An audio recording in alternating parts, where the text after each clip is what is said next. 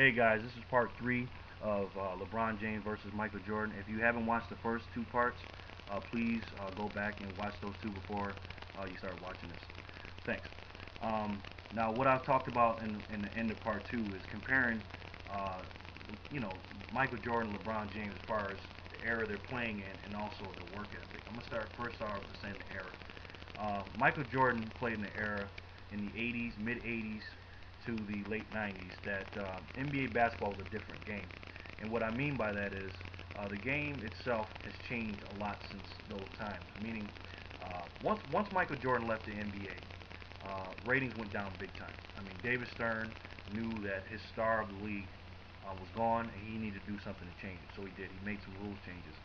So first thing he did was, in the NBA on defense, you can't put your hands on anybody on the perimeter. You can't do hand checking.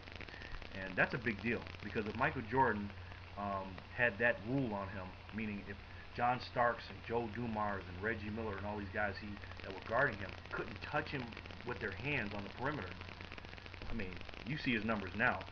You know what he averaged for his career. What would he average if every time you touch him it's a foul and he's going to the free throw line? So it's a different game.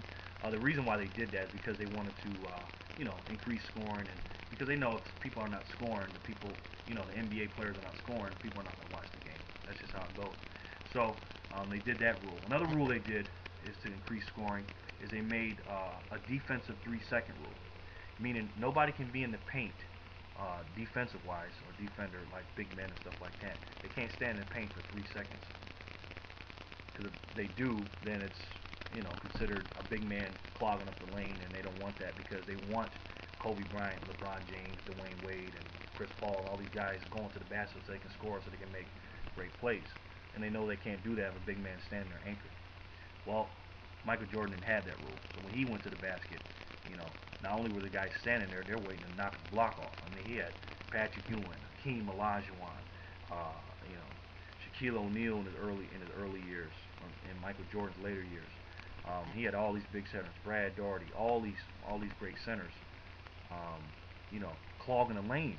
LeBron James and Kobe Bryant, those guys don't have to worry about that. Now, I'm not making excuses for LeBron saying he's playing an easier game and stuff like that. I'm just doing a comparison of their careers, meaning what LeBron had to go through and what Michael Jordan had to go through. Another thing that was different when Michael Jordan was playing is they didn't have the worldwide media. I mean, the World Wide Web did come out in 1992, and it was very, very popular in 93 and 94 and stuff like that, but it's nowhere near as it is now. I mean, there's nobody that doesn't have a home computer and doesn't have internet now, so it's a more of a global game, and everything's under a microscope. Now don't get me wrong.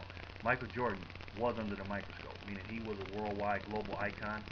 He was recognized all around the world. But LeBron James and Kobe Bryant, these guys are big in China, in the UK, and all these different things because of the World Wide Web. So it's just a different game. It's a more global game. There's a lot more international players playing now. There's very few playing when Michael Jordan was playing. So that's another difference that they had to go through. But another difference that I want to point out to people, I don't know if people really know or really think about this, is the fact that, and it is because this is a post Michael Jordan NBA, so this is what Michael Jordan created. A lot of these players now that come in, superstars and stuff like that, especially LeBron James and Kobe and all that, have to, they're worried about shoe deals now. Where they're going to go to sell the most shoes and things like that. I heard that LeBron James, one of his factors on going to a team is whether or not the color scheme will fit his shoes. Okay? Now, don't get me wrong. I'm not mad at LeBron James for that because he's a businessman. Okay? He was here to make money. And he makes his money through playing basketball and the God-given gifts he's got. So I'm not mad at him. I'm not hating on that. But the thing I don't like about that is that where is your heart at and where is your head at? Meaning, when Michael Jordan played, Dr. J and Larry Bird and Magic Johnson had shoes and stuff like that. They had Converses and stuff like that. I'm not saying there was no shoes, but it's nowhere near like it is now because Michael Jordan made it that way. Michael Jordan didn't care about how many shoes he sold and stuff like that. He does now because he's retired, and he did when he played. I'm not saying he didn't care at all. But the number one thing that Michael Jordan cared about, and I'm going to get real passionate about this, is being the best basketball player in the world. He was obsessed with it. He's the most competitive person you ever meet in your life. And to me, and not to, fault LeBron James for this and stuff like that, because this is the world he lives in, is that, where's his head at? And I'm not saying the kid doesn't want to win and he's not passionate, but, when you're out there trying to make movies, TV shows, and you're hanging with Jay-Z and doing this and doing that, and, I'm not saying don't have a personal life, and I'm not saying, don't enjoy your family and enjoy your successes. But if you really, and I'm saying this to LeBron because he's saying that he wants to be the greatest player of all time. He wants to be better than Jordan. He said that. No disrespect to Jordan, he said, but he wants to be better. He wants to win championships. The only guy that I can honestly say that is 100% dedicated to the NBA and I can compare to Jordan in that sense, meaning competitiveness, wanting to be the best, learning the game, and putting basketball first. I'm not saying LeBron doesn't put basketball first, but I think LeBron puts basketball here, and his other things are, right below that. To me, who amplifies that right now is Kobe Bryant. I mean, the guy is obsessed with the NBA, very similar to Michael Jordan. He wants to be the best, and that's why right now, he's a world champ, working on his fifth championship, going for a back-to-back championship. So, Michael Jordan is very comparable to Kobe Bryant in that era. Michael Jordan to me, I grew up watching him. I'm in my mid-30s, so I was very fortunate to grow up and watch, to me, in my opinion, the greatest athlete of all time. He would cut your heart out. I mean, this guy wanted to win. Bottom line, he didn't care about anything else. And the Pistons beat him 3 years in a row, but you knew when the Pistons lost. I mean, when the Bulls lost to the Pistons, that he gave it his all, because he knew if he did not do that, they didn't have a chance to win.